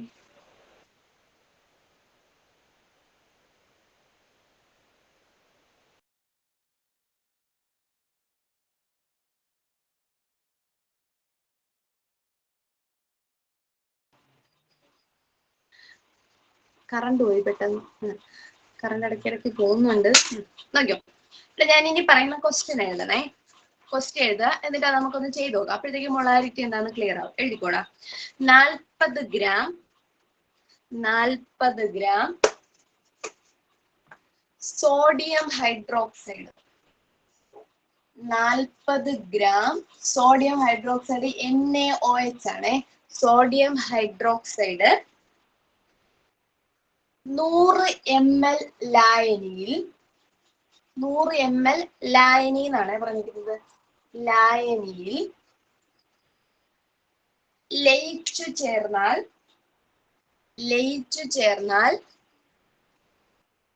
100 ml ലായനിയിൽ ലയിച്ചു ചേർന്നാൽ മോളുകളുടെ എണ്ണം എത്ര? മൊളാരിറ്റി എത്ര? മോളുകളുടെ എണ്ണം അല്ല, മൊളാരിറ്റി എത്ര? അപ്പൊ നിങ്ങൾ നോക്കണം, തന്നിരിക്കുന്നത് മില്ലി ലിറ്ററിലൊക്കെ ആണോ, ലായനിയുടെ അളവ് മില്ലി ലിറ്ററിലാണോ എന്നൊക്കെ നോക്കണം. അപ്പൊ നമ്മൾ പറഞ്ഞിരിക്കുന്നത് ലീനത്തിലെ അല്ലെങ്കിൽ നമ്മുടെ ലായനി 1000 ഗ്രാം ലായനി എടുക്കുമ്പോൾ അല്ലെങ്കിൽ 1 ലിറ്റർ ലായനി എടുക്കുമ്പോൾ അതിനകത്തുള്ള എന്തിന്റെ അളവാണ്? ലീനത്തിന്റെ മോളുകളുടെ അളവാണ്. മോളുകളുടെ എണ്ണം എത്രയാണോ അതാണ്. നോക്കിക്കോ, നമുക്ക് ഇവിടെ സോഡിയം ഹൈഡ്രോക്സൈഡ് ഉണ്ട്. അപ്പൊ നമ്മൾ എന്ത് ചെയ്യണം? ആദ്യം സോഡിയം ഹൈഡ്രോക്സൈഡിന്റെ എന്ത് കണ്ടുപിടിക്കണം? മോളിക്കുലാർ മാസ് കണ്ടുപിടിക്കണം. സോഡിയത്തിന്റെ മോളിക്കുലാർ മാസ് 23. അടുത്ത് ഓക്സിജന്റെ മോളിക്കുലാർ മാസ് അറ്റോമിക് മാസ് 16. ഹൈഡ്രജന്റെ 1. ഇതെല്ലാം കൂടെ ആഡ് ചെയ്യുമ്പോൾ 33, 40 വരും. 40 ഗ്രാം എന്ന് വരും. കിട്ടി. ഇനി നമ്മൾ നമ്പർ ഓഫ് മോള് കണ്ടുപിടിക്കണം. നമ്പർ ഓഫ് മോൾ കണ്ടുപിടിക്കാനുള്ള ഇക്വേഷൻ തന്നിരിക്കുന്ന മാസിനെ മോളിക്കുലാർ മാസ് കൊണ്ട് ഭാഗിക്കാം. തന്നിരിക്കുന്ന മാസ് 40, മോളിക്കുലാർ മാസ് 40. അപ്പൊ മോളുകളുടെ എണ്ണം 1 കിട്ടിയില്ലേ? ഇനി നമുക്ക് ലായനിയെ ലിറ്ററിലാണ് വേണ്ടത്. നോക്ക്, നമ്മൾ 100 ml ലായനി എന്നാ പറഞ്ഞിരിക്കുന്നത്. നമുക്ക് അതിനെ ലിറ്ററിലോട്ടാക്കണം ഇല്ലേ? അപ്പൊ ലിറ്ററിലോട്ടാക്കാൻ 100 ml എന്ന് പറയുന്നത് ലിറ്ററിലോട്ടാക്കാൻ എന്ത് ചെയ്യണം? 100/1000 ചെയ്യണം. 1000 ചെയ്യുമ്പോ എത്രയെന്ന് വരും? 0.1 എന്ന് വരും. പിടികിട്ടി? 0.1 എന്ന് വരൂലേ? വരില്ലേടാ? ഇനി നമ്മൾ ചെയ്യേണ്ടത് ഈ 1000 ഗ്രാമിൽ എത്ര മോളുകൾ? അപ്പൊ 1000 ml. 1000 ml എന്ന് പറയുന്നത് 0.1 ലിറ്റർ. ഇതിനകത്ത് എത്ര മോളുകൾ എന്നല്ലേ? അപ്പൊ 1/0.1 എന്ന് വരൂലേ? ഇതിന് ആൻസർ എത്ര വരും? 10 എന്ന് വരും. പിടികിട്ടിയോ? അപ്പൊ നമ്മളിലുള്ള നമ്പർ ഓഫ് മോളിനെ നമ്മുടെ ലായനിയുടെ വ്യാപ്തം കൊണ്ട് ഡിവൈഡ് ചെയ്താൽ മതി. ലായനിയുടെ വ്യാപ്തം ml ആയതുകൊണ്ട് നമ്മൾ അതിനെ എന്തിലോട്ടാക്കി? ലിറ്ററിലോട്ടാക്കിയിട്ട് നമ്മുടെ മോളുകളുടെ എണ്ണത്തിനെ ഡിവൈഡ് ചെയ്തു. ഇത്രയും ചെയ്തോളൂ. മനസ്സിലായോ? ഒരു ചോദ്യങ്ങളും ചെയ്യാൻ പഠിച്ചിരിക്കുക. ചെയ്യാനൊന്നും ക്വസ്റ്റ്യൻ വന്ന് കണ്ടിട്ടില്ല. വേണമെങ്കിൽ ചോദിക്കാം. നമ്മുടെ ലായനിന്ന് ഒരു സിലബസിൽ ലായനിന്ന് കൊടുത്തിരിക്കുന്നുണ്ട്, എന്ത് വേണോ ചോദിക്കാമല്ലോ. സ്കൂൾ ടെസ്റ്റ് വരുന്ന എന്ത് വേണോ ചോദിക്കാം. അതുകൊണ്ട് പഠിച്ചു വെച്ചിരിക്കുക കേട്ടോ. അപ്പൊ ആദ്യം ചെയ്യേണ്ടത് മൊളാരിറ്റി കണ്ടുപിടിക്കാൻ പറഞ്ഞാല് നമുക്ക് തന്നിരിക്കുന്ന ലീനാണെന്ന് നോക്കുക. സോഡിയം ഹൈഡ്രോക്സൈഡ് ആണ്. അതിന്റെ മോളിക്കുലാർ മാസ് കണ്ടുപിടിക്കുക. മോളിക്കുലാർ മാസ് കണ്ടുപിടിച്ചിട്ട് അതിൽ നിന്ന് എന്ത് ചെയ്യണം? അതിന്റെ മോളുകളുടെ എണ്ണം കണ്ടുപിടിക്കുക. ഈ മോളുകളുടെ എണ്ണം കിട്ടിക്കഴിഞ്ഞാല് ലായനിയെ 1 ലിറ്ററിലോട്ട് കൺവേർട്ട് ചെയ്യുക. അതായത് 400 ml ആണ്. അതിനെ ലിറ്ററിലോട്ട് കൺവേർട്ട് ചെയ്തിട്ട് മോളുകളുടെ എണ്ണത്തിനെ ആ ലിറ്റർ കൊണ്ടങ്ങ് ഡിവൈഡ് ചെയ്യുക. അപ്പൊ നമുക്ക് ഉത്തരം കിട്ടും. മനസ്സിലായോ? മൊളാരിറ്റി. ഈ മൊളാരിറ്റി മാത്രമേ നമ്മൾ ചെയ്യുന്നോളെ. മൊളാലിറ്റി ഉണ്ട്, ഇതുപോലെ ചെയ്യാൻ വേണ്ടിയിട്ടുണ്ട്. അത് ചെയ്യണ്ട. രണ്ടും കൂടെ ആകുമ്പോൾ നിങ്ങൾ ചിലപ്പോൾ കൺഫ്യൂഷൻ ആയിരിക്കും. അത് വേണ്ട. നമുക്ക് ഈ ഒരെണ്ണം വ്യക്തമായിട്ട് പഠിച്ചു വെച്ചിരിക്കുക. ഇതറിയാമെങ്കിൽ മറ്റത് ചെയ്യാൻ എളുപ്പമാണ് കേട്ടോ. ഇത് മനസ്സിലായോ? ഇത് ക്ലിയർ ആണോ? ഒന്നുകൂടെ പറയണോ? ഓർക്കെങ്കിലും ഒന്നുകൂടെ വേണോ? ഡൗട്ട് ഉണ്ടോ? ഉണ്ടേടാ? പറയണമെന്നാണോ വേണ്ടെന്നാണോ? അടുത്തിലോട്ട് പോട്ടെ. ഓക്കെ, എടാ നോക്കിയോ. അടുത്ത് നമ്മൾ പറയുന്നത് മൊളാലിറ്റി. മൊളാലിറ്റി പറയുമ്പോൾ ലീ എന്നുണ്ടോ ഇവിടെ? ലീ. അതുകൊണ്ട് കിലോയിൽ വേണം പറയാൻ. കിലോയിൽ വേണം പറയാൻ. എങ്ങനെയാണ് കിലോയിൽ പറയേണ്ടതെന്ന് പറഞ്ഞാൽ നമ്മൾ ഇപ്പൊ പറഞ്ഞില്ലേ, മൊളാരിറ്റി പറഞ്ഞില്ലേ, നമ്പർ ഓഫ് മോളുകൾ 1 ലിറ്ററിൽ എത്രയാണെന്ന് കണ്ടുപിടിക്കുന്നു. അതായത് 1 ലിറ്റർ ലായനിയിൽ എത്ര നമ്പർ ഓഫ് മോൾ ലീനം ഉണ്ടെന്ന് കണ്ടുപിടിക്കുന്നു. അതേ സാധനം 1 കിലോഗ്രാം ലായനിയിൽ എത്ര മോൾ ഉണ്ടെന്ന് കണ്ടുപിടിച്ചാൽ അതിനെ എന്തെന്ന് വിളിക്കാം? മൊളാലിറ്റി എന്ന് വിളിക്കാം. പിടികിട്ടിയോ? അതായത് ഇപ്പൊ നമ്മൾ കണ്ടുപിടിച്ച നമ്പർ ഓഫ് മോളിനെ എന്തെന്ന് കൊണ്ട് ഡിവൈഡ് ചെയ്താൽ മതി? Mass of solution. അതായത് നമ്പർ ഓഫ് മോളിനെ കിലോഗ്രാമിലുള്ള മാസ് കൊണ്ട് ഡിവൈഡ് ചെയ്യണം. അപ്പോഴത്തേക്ക് നമുക്ക് എന്ത് കിട്ടും? മൊളാലിറ്റി കിട്ടും. അപ്പൊ നിങ്ങൾ ആ ഇക്വേഷൻ ഒന്നും എഴുതണ്ട. നിങ്ങൾ ഇങ്ങനെ എഴുതിയാൽ മതി. എന്താണ്? 1 കിലോഗ്രാം ലായനിയിൽ ലയിച്ചു ചേർന്ന ലീനത്തിന്റെ അളവിനെ 1 കിലോഗ്രാം ലായനിയിൽ ലയിച്ചു ചേർന്ന ലീനത്തിന്റെ അളവിനെ, അല്ലെങ്കിൽ ലീനത്തിന്റെ മോളുകളുടെ എണ്ണം എന്ന് എഴുതിക്കോണേടാ. ലീനത്തിന്റെ മോളുകളുടെ എണ്ണമാണ് മൊളാലിറ്റി. 1 കിലോഗ്രാം ലായനിയിൽ ലയിച്ചു ചേർന്ന ലീനത്തിന്റെ മോളുകളുടെ എണ്ണമാണ് മൊളാലിറ്റി. കിട്ടിയോ? 4 കാര്യങ്ങൾ ഇപ്പൊ നമ്മൾ പഠിച്ചു. മാസ് പെർസെന്റേജ് പഠിച്ചു, വോളിയം പെർസെന്റേജ് പഠിച്ചു, അടുത്തത് മൊളാലിറ്റി പഠിച്ചു, മൊളാലിറ്റി പഠിച്ചു. മാസ് പെർസെന്റേജ് എന്ന് പറഞ്ഞാല് ഒരു ലായനിയിൽ അടങ്ങിയിരിക്കുന്ന ലീനത്തിന്റെ മാസിനെ എന്തില് പറയുന്നു? ശതമാനത്തിൽ പറഞ്ഞാല് മാസ് പെർസെന്റേജ്. ഒരു ലായനിയിൽ അടങ്ങിയിരിക്കുന്ന ലീനത്തിന്റെ വ്യാപ്തത്തെ ശതമാനത്തിൽ പറഞ്ഞാൽ അത് വോളിയം പെർസെന്റേജ്. മൊളാലിറ്റി ആണെങ്കിൽ 1000 മില്ലി ലിറ്റർ അല്ലെങ്കിൽ 1 ലിറ്റർ ലായനിയിലുള്ള ലീനത്തിന്റെ മോളുകളുടെ എണ്ണം. ഇനി മൊളാലിറ്റി ആണെങ്കിൽ 1 കിലോഗ്രാം ലായനിയിലുള്ള ലീനത്തിന്റെ മോളുകളുടെ എണ്ണം. ക്ലിയർ ആണോ? 4 കാര്യങ്ങളും ക്ലിയർ ആണോ? ക്ലിയർ ആണോ? കുഴപ്പമില്ലല്ലോ. എടാ, അടുത്ത് നമ്മൾ എഴുതിയിരിക്കുന്നത് പാർട്സ് പെർ മില്യൺ. അടുത്തത് ഏതാണ്? Parts per million. ഈ പാർട്സ് പെർ മില്യൺ എന്ന് പറഞ്ഞാൽ വേറെ ഒന്നുമില്ല, നമ്മുടെ കയ്യിലുള്ള ഒരു ദ്രാവകം അല്ലെങ്കിൽ ഒരു ലായനിയെ നമ്മൾ ദശലക്ഷം ഭാഗങ്ങളായിട്ട്, അതായത് 1 മില്യൺ മില്യൺ എന്ന് പറഞ്ഞാൽ ദശലക്ഷം, 10 ലക്ഷം പാർട്ടായിട്ട് ഡിവൈഡ് ചെയ്യാന്ന് വിചാരിക്കാം. ഈ 10 ലക്ഷം, ഇപ്പൊ നോക്കിയോ, ഞാൻ എൻ്റെ കയ്യിലുള്ള ലായനി എടുത്തു, ലായനിയെ ഇങ്ങനെ 10 ലക്ഷം പാർട്ടുകളായിട്ട് ഡിവൈഡ് ചെയ്യാന്ന് വിചാരിച്ചു. 10 ലക്ഷം പാർട്ടായിട്ട് ഡിവൈഡ് ചെയ്യുമ്പോൾ ഇവിടെ ഒരു ഭാഗത്ത് ലീനത്തിന്റെ 1-2 മോളിക്യൂൾ ഉണ്ട്. പിന്നെ എനിക്ക് ലീനത്തിന്റെ മോളിക്യൂൾ ഇവിടെയാണ് കാണാൻ പറ്റിയത്, പിന്നെ ഇവിടെ ഒക്കെയാണ് ഉള്ളത്. അതായത് വളരെ കുറച്ച് മാത്രമേ ലീനത്തിന്റെ അളവുള്ളൂ, ലായകത്തിന്റെ അളവ് കൂടുതൽ. അപ്പോ പാർട്സ് പെർ മില്യൺ എവിടെ ഉപയോഗിക്കുമെന്ന് ചോദിച്ചാല്, ലീനത്തിന്റെ അളവ് വളരെ കുറഞ്ഞ ലായനികളിൽ അതിന്റെ അളവ് പ്രസ്താവിക്കാൻ ഉപയോഗിക്കുന്നതാണ് ഇത് പാർട്സ് പെർ മില്യൺ. ഒന്നുകൂടെ പറയാം, ലീനം വളരെ കുറഞ്ഞ അളവിൽ ലയിച്ചു ചേർന്ന ലായനികളിൽ ലീനത്തിന്റെ അളവ് പ്രസ്താവിക്കുന്നതിന് ഉപയോഗിക്കുന്ന യൂണിറ്റ് ആണ് ഇത് പാർട്സ് പെർ മില്യൺ. ഒരു എക്സാമ്പിൾ പറയുന്നത് മനസ്സിലാവേ. നമ്മളിപ്പോ ഈ കുടിവെള്ളം ഇല്ലേ, നമ്മുടെ പൈപ്പ് ലൈനിലൊക്കെ വരുന്ന വെള്ളത്തിന് ക്ലോറിന്റെ ഒരു സ്മെല്ലൊക്കെ കാണും. ചില സമയത്ത് ക്ലോറിൻ ഇച്ചിരി കൂടുതലായിട്ടൊക്കെ തോന്നും. പക്ഷെ ക്ലോറിൻ ചേർക്കുന്നത് അതിന്റെ ശുദ്ധീകരിക്കാൻ വേണ്ടിയിട്ടൊക്കെയാണ് ചേർക്കുന്നത്. ഈ ക്ലോറിൻ ചേർക്കുമ്പോൾ അത് വളരെ കുറച്ചളവിലേ ചേർക്കും, അല്ലേ? നിങ്ങളിപ്പോ നിങ്ങളുടെ വീട്ടിലൊക്കെ ഈ ആശാ വർക്കർമാരോ അല്ലെങ്കിൽ എന്തെങ്കിലും ശുചീകരണ പ്രവർത്തനത്തിനൊക്കെ വരുന്നവര് എന്ത് ചെയ്യും? കുറച്ച് ക്ലോറിൻ ബ്ലീച്ചിങ് പൗഡർ ഒക്കെ എടുത്തിട്ടേ, ബ്ലീച്ചിങ് പൗഡർ എടുത്തിട്ട് ഒരു ബക്കറ്റ് വെള്ളത്തിലൊക്കെ കലക്കിയിട്ടാണ് എന്ത് ചെയ്യുന്നത്? നമ്മുടെ കിണറ്റിലേക്ക് ഒഴിക്കുന്നത്. കിണറ്റില് ഒരുപാട് വെള്ളമുണ്ട്, ഇല്ലേ? ആ വെള്ളത്തിലേക്ക് വളരെ കുറച്ച് എമൗണ്ട് ബ്ലീച്ചിങ് പൗഡറാണ് നമ്മൾ ചേർക്കുന്നത്. കാരണം എന്താണ്? ഒരുപാടായിപ്പോയാൽ പിന്നെ നമുക്ക് അത് കുടിക്കാനോ മറ്റു കാര്യങ്ങൾക്ക് ഉപയോഗിക്കാനോ ഒന്നും പറ്റില്ല, അല്ലേ? അപ്പോ നമ്മൾ കുറച്ചളവിൽ മാത്രമേ ഈ ക്ലോറിൻ ചേർക്കുന്നുള്ളൂ. അപ്പൊ ക്ലോറിന്റെ പെർസെന്റേജ് അല്ലെങ്കിൽ ക്ലോറിന്റെ അളവ് നമ്മുടെ വെള്ളവുമായിട്ട് കമ്പയർ ചെയ്യുമ്പോൾ വളരെ കുറവാണ്. അതായത് ലീനത്തിന്റെ അളവ് വളരെ കുറവ്. ലീനത്തിന്റെ അളവ് ഇങ്ങനെ വളരെ കുറവായ ലായനികളിൽ ലീനം എത്ര ഭാഗത്തുണ്ട് അല്ലെങ്കിൽ എത്രത്തോളം ലീനം അടങ്ങിയിട്ടുണ്ട് എന്ന് പറയുന്നതിന് വേണ്ടിയിട്ട് ഉപയോഗിക്കുന്ന ഒരു അളവാണ് ഇത് പാർട്സ് പെർ മില്യൺ എന്ന് പറയുന്നത്. ഇങ്ങനെ പഠിച്ചു വെക്കണേ. അപ്പൊ നമ്മൾ നമുക്ക് 10 ലക്ഷം ഭാഗങ്ങളാക്കിയാൽ ആകെ 3-4 ഭാഗത്താണ് എന്തുള്ളത്? ലീനത്തിന്റെ തന്മാത്രകൾ ഉള്ളത്. അതായത് ലീനം വളരെ കുറവ്. അപ്പൊ പഠിക്കേണ്ട എങ്ങനെയാണ്? ലീനം വളരെ കുറഞ്ഞ അളവിൽ ലയിച്ചു ചേർന്നിട്ടുള്ള ലായനികളിൽ അതിന്റെ അളവ് പ്രസ്താവിക്കുന്നതിന് അല്ലെങ്കിൽ ഗാഢത പ്രസ്താവിക്കുന്നതിന് ഉപയോഗിക്കുന്ന ഒരളവാണ് ഏതെന്ന് പറയുന്നത്? പാർട്സ് പെർ മില്യൺ എന്ന് പറയുന്നത്. അപ്പൊ ഈ പാർട്സ് പെർ മില്യൺ ഉപയോഗിക്കുന്നത് നമ്മുടെ സാധാരണ കുടിവെള്ളത്തിലുള്ള ക്ലോറിന്റെ അളവൊക്കെ പറയുന്ന സമയത്താണ് പാർട്സ് പെർ മില്യൺ ഉപയോഗിക്കുക. അപ്പൊ അവിടെ ഒരു ചോദ്യം കൂടെ പഠിക്കണം. കുടിവെള്ളത്തിൽ അനുവദനീയമായ ക്ലോറിന്റെ അളവ് എത്ര എന്ന് ചോദിച്ചാൽ 4 പാർട്സ് പെർ മില്യൺ. ദശലക്ഷം ഭാഗങ്ങൾ എടുക്കുമ്പോൾ അല്ലെങ്കിൽ 1 മില്യൺ ആയിട്ട് നമ്മൾ ഡിവൈഡ് ചെയ്താൽ അതിൽ ആകെ 4 ഭാഗത്തിൽ മാത്രമേ എന്ത് കാണാൻ പാടുള്ളൂ? ക്ലോറിന്റെ എമൗണ്ട് കാണാൻ പാടുള്ളൂ. പിടികിട്ടിയോ?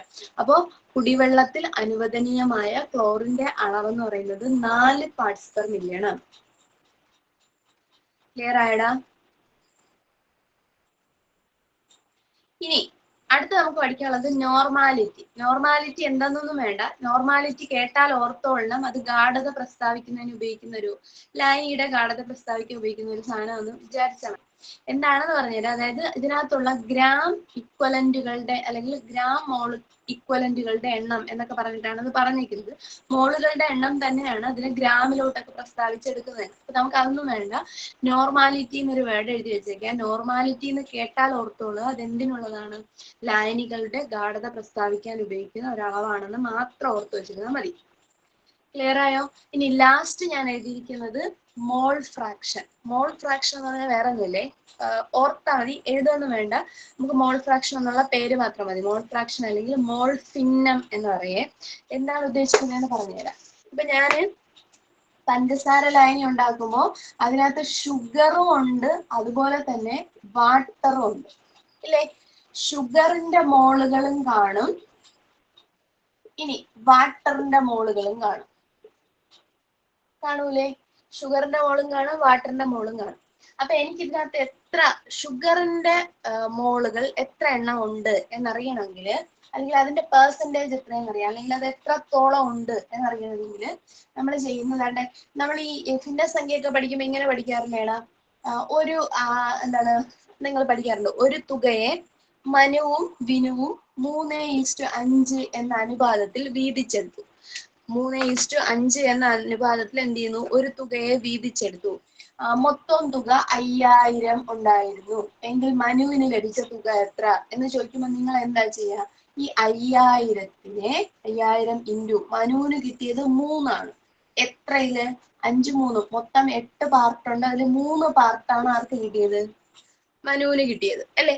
അങ്ങനെയല്ലേ നിങ്ങൾ ചെയ്യാ. ഇതേ സാധനം തന്നെ ഇവിടെ ചെയ്യും. മൊത്തം ലായനിയുടെ അളവ്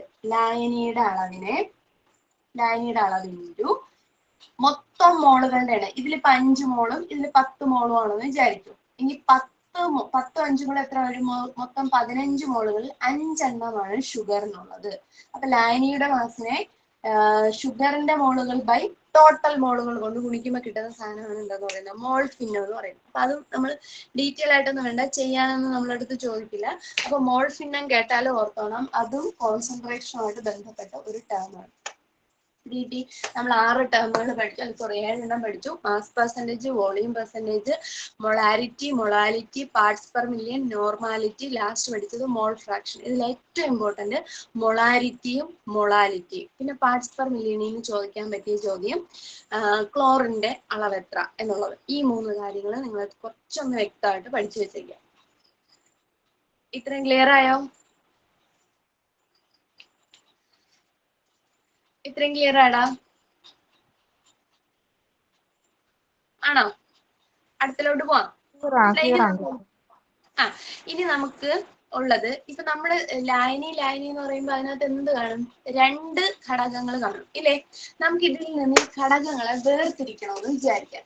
അപ്പൊ ഈ ഘടകങ്ങളെ വേർതിരിക്കുന്നതിന് വേണ്ടിയിട്ട് നമ്മൾ കുറെ അധികം മെത്തേഡുകൾ ഉപയോഗിക്കാറുണ്ട്. നമ്മൾ എടുക്കുന്ന ലായനിയുടെ സ്വഭാവം അനുസരിച്ച് പലതരം മെത്തേഡ് വെച്ചിട്ട് എന്ത് ചെയ്യാറുണ്ട്, നമ്മൾ ഈ ഘടകങ്ങളെ വേർതിരിക്കാറുണ്ട്. അപ്പോ നമ്മൾ ഈ ഘടകങ്ങളെ വേർതിരിക്കുന്ന കുറെ മെത്തേഡുകളാണ് ഇപ്പൊ പഠിക്കാൻ പോകുന്നത്. ഇപ്പൊ എന്റെ കയ്യിലിരിക്കുന്ന ലായനി എന്ന് പറയുന്നത് മണലും എന്തുകൂടെ ഇരുമ്പ് പൊടിയും ചേർന്ന ഒരു മിശ്രിതമാണെന്ന് വിചാരിക്കാം. അപ്പൊ ഈ മിശ്രിതത്തിൽ നിന്ന് എനിക്ക് എന്ത് ചെയ്യണം, മണലിനെ ഇരുമ്പ് പൊടിയെ സെപ്പറേറ്റ് ചെയ്യണം. നമുക്ക് ഇങ്ങനെ പെറുക്കിയെടുക്കാൻ പറ്റില്ല. അപ്പൊ നമ്മൾ എന്ത് ചെയ്യും, ഏറ്റവും എളുപ്പത്തിൽ ചെയ്യുന്നത്, ഇരുമ്പ് പൊടി എന്ന് പറയുന്നത് കാന്തത്തിനെ ആകർഷിക്കുന്ന ഒരു സാധനമാണ് അല്ലെ. അപ്പൊ നമ്മളൊരു കാന്തം വെച്ചിട്ട് ആ മണൽ പൊടിയിൽ മുഴുവനായിട്ട് ഇങ്ങനെ എന്ത് ചെയ്യുന്നു, ഒന്ന് ചുറ്റി കറക്കി എടുക്കുമ്പോൾ ഈ ഇരുമ്പ് പൊടി ഫുൾ എന്തിലായിട്ടിരിക്കും, നമ്മുടെ കാന്തത്തിലായിട്ട് ഒട്ടിപ്പിടിച്ചിരിക്കും. അങ്ങനെ നമുക്ക് എന്ത് ചെയ്യാം, ഇരുമ്പ് പൊടിയെ സെപ്പറേറ്റ് ചെയ്തെടുക്കാം. ചെയ്തൂടെ? അപ്പൊ ഇതുപോലെ നമ്മൾ എടുക്കുന്ന ലായനി എന്ന് പറഞ്ഞാൽ ഞാൻ നേരത്തെ പറഞ്ഞു മിശ്രിതങ്ങളാണ്, അത് ലിക്വിഡ് തന്നെ ആവണം എന്നൊന്നുമില്ല കേട്ടോ. അപ്പൊ നമ്മൾ എടുക്കുന്ന മിശ്രിതത്തിന്റെ സ്വഭാവം അനുസരിച്ച് നമുക്ക് പല പല മെത്തേഡ് ഉപയോഗിക്കാം. അപ്പൊ ഒന്നാമത്തേതാണ് കാന്തിക വിഭജനം. ഇപ്പൊ ഞാൻ പറഞ്ഞതേ കാന്തിക വിഭജനം. അപ്പൊ ഏതെങ്കിലും ഒരു സാധനം കാന്തിക സ്വഭാവം ഉള്ളതാണെങ്കിൽ അതിനെ നമുക്ക് വേർതിരിക്കാൻ വേണ്ടിയിട്ട് എന്ത് ചെയ്യാം, കാന്തിക വിഭജനം ഉപയോഗിക്കാം. രണ്ടാമതൊരു മെത്തേഡാണ് സ്വേദനം. സ്വേദനം എന്ന് പറഞ്ഞാൽ ഡിസ്റ്റിലേഷൻ. അപ്പൊ ഞാന് അസറ്റോണും അല്ലെങ്കിൽ ആൽക്കഹോൾ, അസറ്റോൺ എടുത്തു. ആൽക്കഹോളിന്റെ കറക്റ്റ് ബോയിലിംഗ് പോയിന്റ് എനിക്ക് ഓർമ്മയില്ല. അസറ്റോൺ പറയാം. അസറ്റോൺ ആണെങ്കിൽ അതിന്റെ ബോയിലിംഗ് പോയിന്റ്, തിളയ്ക്കുന്ന താപനില എന്ന് പറയുന്നത് 56°C ആണ്. നമ്മുടെ ജലവും അസറ്റോണും തമ്മിൽ മിക്സ് ചെയ്ത് വെച്ചിരിക്കുന്നത്. അപ്പൊ ജലം തിളയ്ക്കുന്നത് 100°C. അപ്പൊ ഇതിനകത്ത് ഈ അസറ്റോൺ എന്ന് പറയുന്ന ഒരു കളർലെസ് ആയിട്ടുള്ള വെള്ളം പോലെ ഇരിക്കുന്ന ഒരു സാധനമാണ്. അപ്പൊ ഈ അസറ്റോണും വെള്ളം കൂടെ മിക്സ് ചെയ്ത് വെക്കുമ്പോൾ നമുക്ക് അറിയാൻ പറ്റില്ല അതിനകത്ത് അസറ്റോൺ ഉണ്ടെന്ന് അറിഞ്ഞൂടാ. അപ്പൊ ഞാൻ ഇതിനെ സെപ്പറേറ്റ് ചെയ്യാൻ വേണ്ടിയിട്ട് ചെയ്യുന്നത് എന്താണെന്ന് വെച്ചാൽ ചൂടാക്കും. ചൂടാക്കുന്ന സമയത്ത് താപം കൂടി, അല്ലെങ്കിൽ ഇതിന്റെ താപനില കൂടി കൂടി കൂടി 56°C എത്തുമ്പോൾ അസറ്റോൺ തിളയ്ക്കാൻ തുടങ്ങും. അപ്പൊ ആദ്യം പുറത്തു വരുന്ന നീരാവി ഫുൾ ആരുടെ നീരാവി ആയിരിക്കും? അസറ്റോണിന്റെ നീരാവി ആയിരിക്കും. അപ്പൊ ഈ അസറ്റോൺ ഫുള്ളായിട്ട് തിളച്ച് കഴിഞ്ഞ് നീരാവിയായി പോയി കഴിഞ്ഞതിന് ശേഷമേ 56 എന്നുള്ള താപനില 57 മാറും. അത് നിങ്ങൾ പഠിച്ചിട്ടുണ്ട്. ഒരു അവസ്ഥ പരിവർത്തനം നടക്കുമ്പോൾ അവസ്ഥ ഫുള്ളായിട്ട് മാറിക്കഴിഞ്ഞാൽ, സ്റ്റേറ്റ് ഫുള്ളായിട്ട് ചേഞ്ച് ചെയ്ത് കഴിഞ്ഞാൽ എന്ത് ചെയ്യും? അതിന്റെ താപനില മാറും. അപ്പൊ 56°C വെച്ച് ഇത് ഫുള്ളായിട്ട് തിളച്ച് തിളച്ച് തിളച്ച് എന്ത് ചെയ്യും? അസറ്റോൺ ഫുള്ള് നീരാവിയായിട്ട് പോയി. അപ്പൊ എനിക്ക് ഈ പോയ നീരാവിയെ അല്ലെങ്കിൽ ഈ വേപ്പറിനെ കളക്ട് ചെയ്ത് കഴിഞ്ഞാൽ, കളക്ട് ചെയ്തിട്ട് ഒന്ന് കൂൾ ചെയ്തെടുത്താൽ അസറ്റോൺ കിട്ടും. ബാക്കി പാത്രത്തിൽ അവശേഷിക്കുന്നത് എന്ത് മാത്രമായിരിക്കും? ജലം മാത്രമായിരിക്കും. അപ്പൊ പഠിച്ചു വെച്ചിരിക്കണം, ഈ മെത്തേഡാണ് സ്വേദനം എന്ന് പറയുന്നത്. സ്വേദനം. അപ്പൊ സ്വേദനം നമ്മൾ എപ്പോ ഉപയോഗിക്കുമെന്ന് വെച്ചാല് തിളനിലയിൽ വ്യത്യാസമുള്ള രണ്ട് ദ്രാവകങ്ങളുടെ മിശ്രിതത്തിലെ വേർതിരിക്കാൻ. തിളനിലയിൽ വ്യത്യാസമുള്ള രണ്ട് ദ്രാവകങ്ങളുടെ മിശ്രിതത്തിലെ വേർതിരിക്കാൻ വേണ്ടിയിട്ട് നമ്മൾ ഉപയോഗിക്കുന്നതാണ് സ്വേദനം.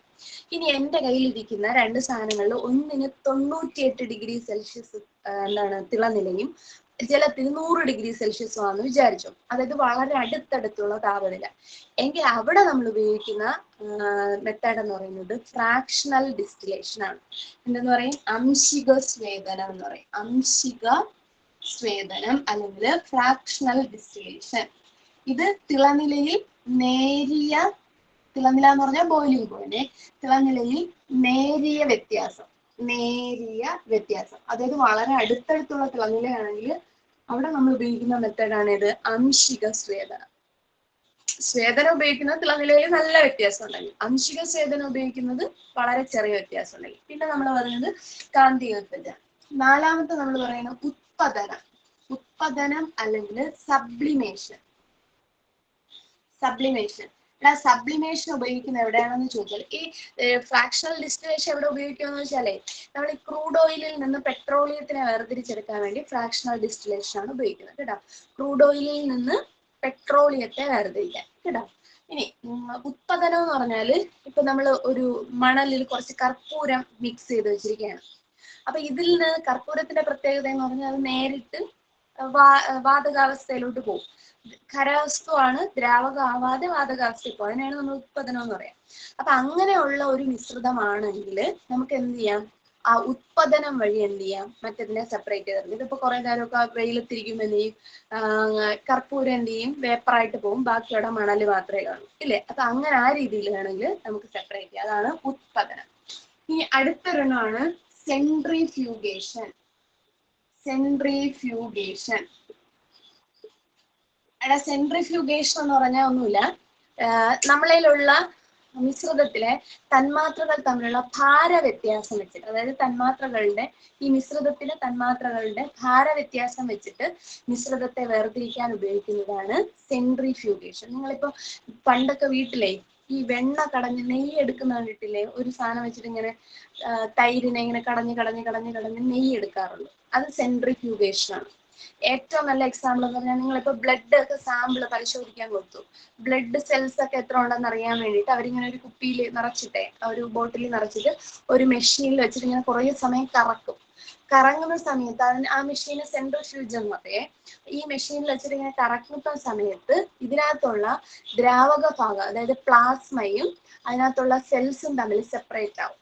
അപ്പൊ അതിൽ നിന്ന് സെൽസ് എടുത്തിട്ട് എത്രത്തോളം ഉണ്ടെന്ന് കൗണ്ട് ചെയ്യാം. അങ്ങനെയാണ് ചെയ്യുന്നത്. അപ്പൊ രക്തസാമ്പിളുകളിൽ നിന്ന് രക്തകോശങ്ങളെ വേർതിരിക്കുന്നതിന് ഉപയോഗിക്കുന്ന മെത്തേഡാണ് സെൻട്രിഫ്യൂഗേഷൻ. രക്തസാമ്പിളിൽ നിന്ന് എന്ത് ചെയ്യുന്നു? രക്തകോശങ്ങളെ വേർതിരിക്കുന്നതിന് ഉപയോഗിക്കുന്ന മെത്തേഡാണ് ഏതാ? സെൻട്രിഫ്യൂഗേഷൻ കേട്ടോ. അപ്പൊ മിശ്രിതങ്ങളെ വേർതിരിക്കാൻ ഉപയോഗിക്കുന്ന ഒരു മെത്തേഡാണ് ഏതെന്ന് പറയുന്നത്? സെൻട്രിഫ്യൂഗേഷൻ. ഇനി അടുത്തൊരെണ്ണമാണ് ക്രോമറ്റോഗ്രഫി. ക്രോമറ്റോഗ്രഫി എന്ന് പറഞ്ഞാല് നിറങ്ങളുടെ അടിസ്ഥാനത്തിൽ ക്രോം എന്ന് പറയുന്ന വേർഡിന്റെ അർത്ഥം കളർ എന്നാണ് കേട്ടോ. അപ്പൊ നിറവ്യത്യാസം അനുസരിച്ച് ഘടകങ്ങളെ വേർതിരിച്ചെടുക്കുന്നതാണ് ക്രോമറ്റോഗ്രഫി. നിങ്ങൾ +2 അത് ക്രോമറ്റോഗ്രഫി പഠിച്ചിട്ടുണ്ട്. ഇപ്പൊ നമ്മളൊരു ചോക്ക് എടുത്തിട്ടേ നമ്മുടെ മേശപ്പുറത്തോ എവിടെയെങ്കിലും അല്ലെങ്കിൽ ബുക്കിന് പുറത്തോ ഒരു ഡ്രോപ്പ് മഷി വീണു എന്ന് വിചാരിക്കുക. അപ്പൊ നമുക്ക് വേണമെങ്കിൽ പേപ്പർ വെച്ചിട്ട് അതിനെ ഞാൻ തുടച്ചളയാം. അപ്പൊ എന്ത് ചെയ്യും? ഫുൾ അവിടേക്കാവും. അതിന് പകരം നമ്മളൊരു ചോക്ക് വെച്ച് കൊടുക്കുകയാണെങ്കിൽ ചോക്ക് എന്ത് ചെയ്യും? ആ വെള്ളത്തിനെ മഷിയെ ഫുൾ അബ്സോർബ് ചെയ്യും. ആ രീതിയിൽ നിറമുള്ള സാധനങ്ങളെ നമ്മൾ സെപ്പറേറ്റ് ചെയ്യാൻ ഉപയോഗിക്കുന്ന രീതിയാണ് ക്രോമറ്റോഗ്രഫി എന്ന് പറയുന്നത്. ക്രോമറ്റോഗ്രഫി. ഇനി ഒരു ലായനിയിൽ അടങ്ങിയിരിക്കുന്ന ഘടകങ്ങളെ വേർതിരിക്കാൻ വേണ്ടി നമ്മൾ ഉപയോഗിക്കുന്ന ഒരു സാധനമാണ് ഫിൽറ്റർ പേപ്പർ. ഫിൽറ്റർ പേപ്പർ ഉപയോഗിച്ച് നമുക്ക് എന്ത് ചെയ്യാം? ഘടകങ്ങളെ എന്ത് ചെയ്യാൻ പറ്റുള്ള വേർതിരിച്ചെടുക്കാൻ പറ്റും. ഇനി ഇവിടെ ഒരു കാര്യം കൂടെ പഠിക്കണേ. നമ്മൾ രണ്ട് സാധനങ്ങളെ പരസ്പരം മിക്സ് ചെയ്യുന്നു എന്ന് വിചാരിച്ചോ. ഇപ്പോ മണ്ണെണ്ണയും ജലവും തമ്മിൽ മിക്സ് ചെയ്യും, അല്ലെങ്കിൽ വെളിച്ചെണ്ണയും ജലവും തമ്മിൽ മിക്സ് ചെയ്യും. അപ്പൊ ഇവ എന്ത് ചെയ്യും? പരസ്പരം കൂടിക്കലരാതെ കിടക്കും. ഇല്ലേ? പരസ്പരം ചേരുവോ? ഇല്ല. എണ്ണയും വെള്ളമൊക്കെ ചേർത്താൽ അവ പരസ്പരം വെള്ളത്തിൽ ഇങ്ങനെ എണ്ണ പൊങ്ങി കിടക്കും. അപ്പൊ ഇങ്ങനെ പരസ്പരം ചേരാത്ത ലായനികളെ നമ്മൾ വിളിക്കുന്ന പേര് എമൽഷൻ ആണ്. എമൽഷൻ. ഈ എമൽഷനെയൊക്കെ സെപ്പറേറ്റ് ചെയ്യാൻ നമ്മൾ ഉപയോഗിക്കുന്ന സാധനമാണ് ഏത്? ഫിൽറ്റർ പേപ്പർ എന്ന് പറയുന്നത്. അപ്പൊ ഇത്രയും മെത്തേഡുകളെങ്കിലും പഠിച്ചു വെച്ചിരിക്കണേ. ഒന്നാമത്തെ കാന്തിക വിഭജനം, ഏതെങ്കിലും ഒന്നിന് കാന്തിക സ്വഭാവം ഉണ്ടെങ്കിൽ. രണ്ടാമത്തെ സ്വേദനം, തിളനിലയിൽ നല്ല വ്യത്യാസം ഉണ്ടെങ്കിൽ. തിളനിലയിൽ വളരെ കുറച്ച് വ്യത്യാസം ഉണ്ടെങ്കിൽ ഫ്രാക്ഷണൽ ഡിസ്റ്റിലേഷൻ അല്ലെങ്കിൽ അംശിക സ്വേദനം. ഉത്പതന സ്വഭാവം ഉണ്ടെങ്കിൽ ഉത്പതനം ഉപയോഗിക്കാം.